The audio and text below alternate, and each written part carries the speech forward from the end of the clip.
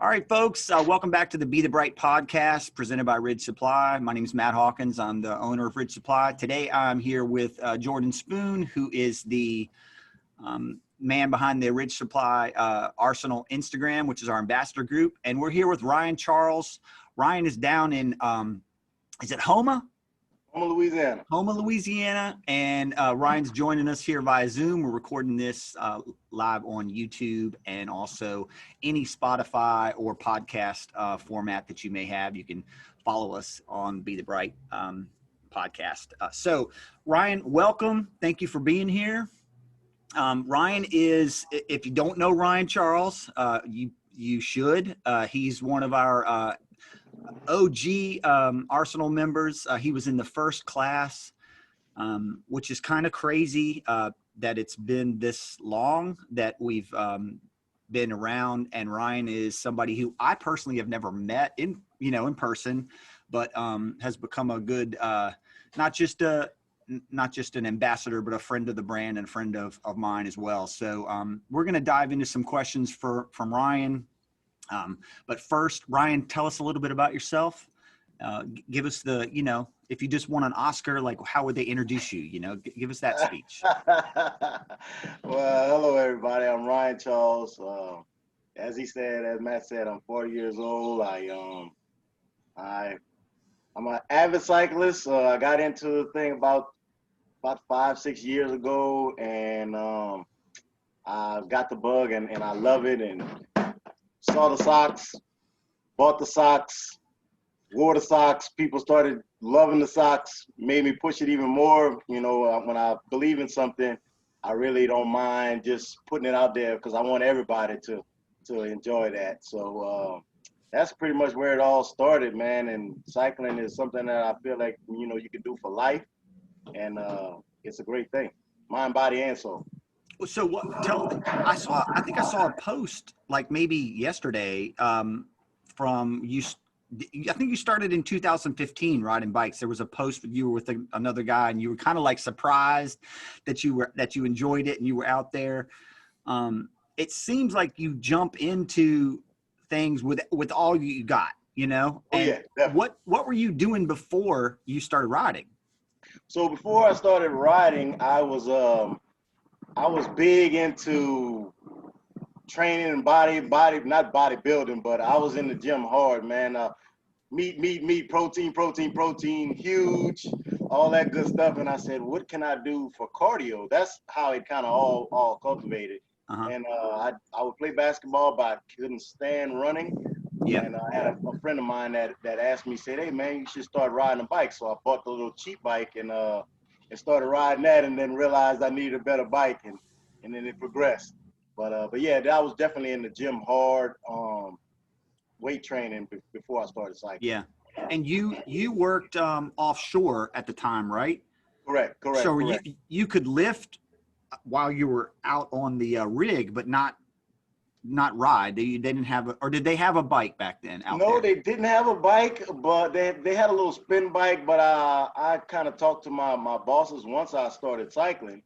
And hey, I said, look, they made me sign a waiver, all kinds of different stuff stating, hey, look, I won't let anybody else ride the bike. I had to put a lock on the bike, and I brought a bike out and also a trainer. So I was able to train while I was offshore. Yeah, I feel like early days I saw you, like, weren't you out on the the catwalk? Yeah, That's not a bad place to be on a trainer. It's better than Zwift. No, definitely not. You got the wind blowing from the water, nice horizon, especially when the sun's going down. So it was a good thing. It was a good thing. Everybody else would be upset because the catwalk, when I would really get on it, the RPMs would get up and it would vibrate.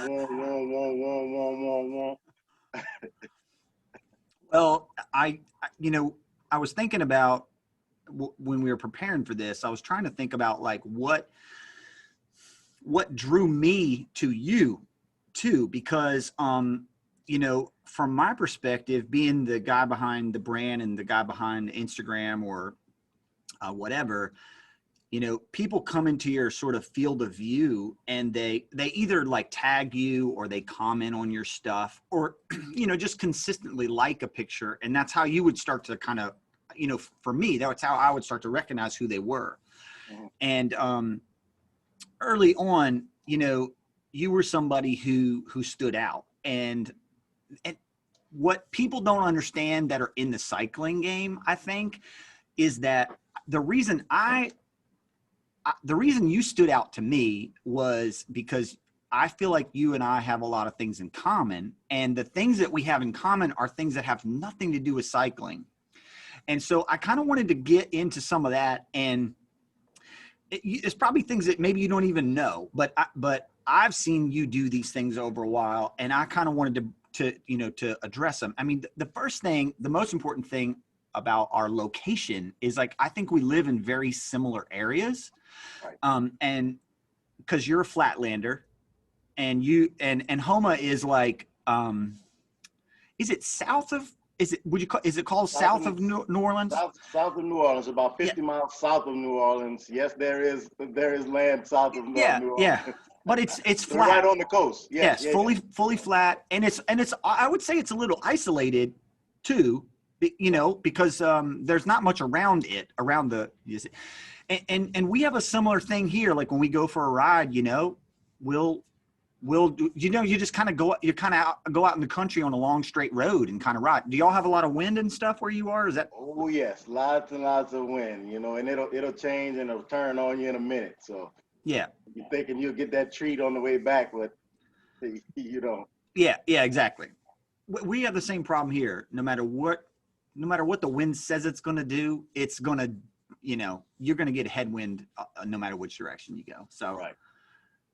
And then the other thing was, you know, it seems like are you an NBA fan? Would you say you're an NBA fan? I know you're a Yes, LeBron yes. fan. I don't want I'm to a get into that. LeBron fan. Like basketball. Yeah, that would probably be my sport now that Peyton Manning retired from football. So I'm a huge NBA fan, and people that really know me know this, but I follow the NBA more than I do cycling, like pro cycling stuff. I look at it every day. The little nuance of what goes on in between just the games is the kind of stuff that I follow. But I'm a huge LeBron fan. I want to know why, because we're similar ages. Did you transfer? Were you like a Jordan guy and then you became a LeBron guy? Like, how did that work? No, actually, I wasn't. I wasn't never a Jordan guy. I love the shoes, of course, but I was more of a Sean Kemp fan, Uh-huh. and I liked Sean Kemp, and of course, everybody likes Jordan. But I was a Shaq fan, and I transitioned from Shaq to LeBron when LeBron came in the league. I kind of followed him a little bit in high school, and I'm like, there's no way this guy's that good. They're making him out to be this Yeah. phenomenal guy, and then he came in, and I was like, oh yeah, that's my guy. Yeah. That's my guy. So And you've as he been progressed, following LeBron since you were early 20s kind of thing, right? oh yeah, definitely, Yeah. 2003, 2002. So I'm a shoe guy too, but I'm not at nearly the level of shoe game that you're at. And I don't think people understand how serious that can get. And when did you start collecting shoes? When did you know, like, oh, this is a problem? You know, like, I need a real job that's going to support this habit, you know, because, like, I I think know. when I was probably 18, 19, when I was always used to only getting one pair of shoes a year. Yeah. Surprise, kids. We only got one pair of shoes a year. Yeah. So it got to a point where it was like my mom said, I'm not buying those shoes anymore. So I'm like, I want the shoes. So now I have to work and decide, hey, let's get some shoes. And it progressed into an issue. Once I started making money, it's more shoes and more shoes. I mean, I'm not going to ask how many pairs you have, but how long have you been collecting shoes? You know, like when was the first time you had a pair that you just kept in the box? 97. That's 1997. Yeah, that's deep. Yeah, 1997. I've been fortunate because I do have a lot of shoes. People joke about it, but I don't actually collect them. And the one thing I do is I do wear everything. I have a rule on that. But especially when Ridge Supply came along, because I was deep into it before that, and I've never actually collected like the stuff that you collect. I don't even own a pair of basketball shoes, which is crazy. Oh, we got to get you some. Yeah. Well, I don't have an occasion to wear them, you know, because what I do, they're normally too tall for, you know, the shoe game or the sock game. But I did have a pair of shoes that I do have some shoes that I only wear to take pictures of here at the shop for product. And I kind of, I feel bad that they don't, I mean, I know you got like sole protectors and all these things on your shoes. Like, do you use like magic eraser and all that stuff to like get the scuffs off? Yeah, the sole protectors, you know, they protect the bottom. So, you know, you just keep the especially with a shoe with an ice bottom, it's got the clear sole. Yeah. It'll help keep the oxidation off the bottom, and so they don't start turning colors.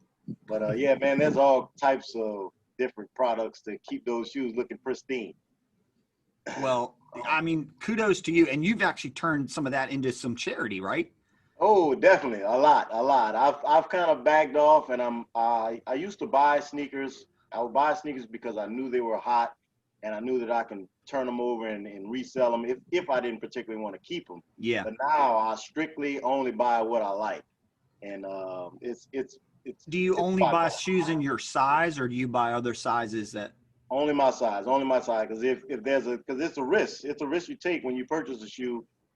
There might be a supposed hype on the shoe, but then the shoe come out and then it flops and doesn't go for retail. So hey, I still have it in my size, so that's why I always buy my size on.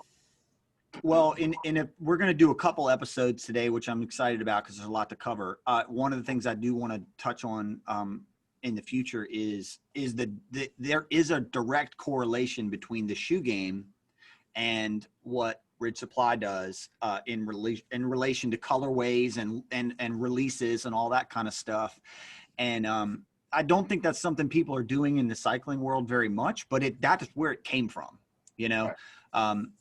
We'll unpack that in the future in some future episodes. Jordan, I know I didn't even let you get a word in on this one. We're at the end of the first episode here with Ryan. We're going to do, this is probably going to be like a 25-parter, I'm sure, after we get all said and done. But thank you, Ryan, for being here for episode 1. We're coming back here in a second for episode 2.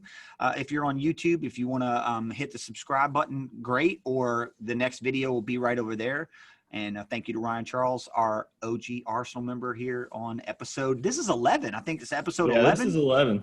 We're moving on along now. We're going to crush it, and we'll be back here for episode 12.